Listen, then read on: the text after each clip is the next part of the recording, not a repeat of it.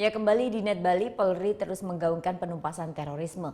Sepanjang Selasa kemarin, tim Detasemen Khusus 88 Anti Teror menangkap terduga teroris dari berbagai daerah. Dari Jawa Timur, tim Densus 88 mengamankan terduga teroris di Nganjuk dan Madiun. Sementara di Jawa Tengah, 8 orang terduga teroris ditangkap dari 4 lokasi berbeda. Selasa malam, tim Detasemen Khusus 88 Polri menangkap seorang terduga teroris DY di Desa Tanjung Tani, Nganjuk. Saat ditangkap, DY tengah bersama istri dan anaknya. Polisi kemudian menggeledah kediaman DY, lalu membawanya ke kantor polisi untuk pemeriksaan. Hingga Rabu dini hari, polisi belum memberikan keterangan resmi tentang penangkapan ini.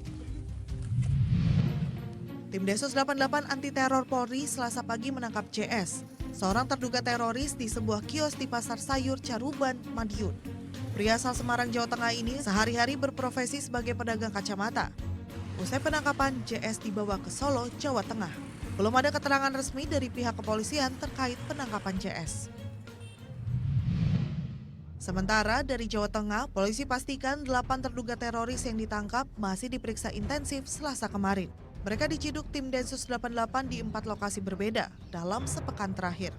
Pemeriksaan dilangsungkan 7 hari untuk menentukan status ke-8 terduga teroris tersebut. Mereka berasal dari 4 wilayah di Jawa Tengah, yakni Kudus, Grobogan, Sragen, dan Magelang. Tim Liputan melaporkan untuk NET.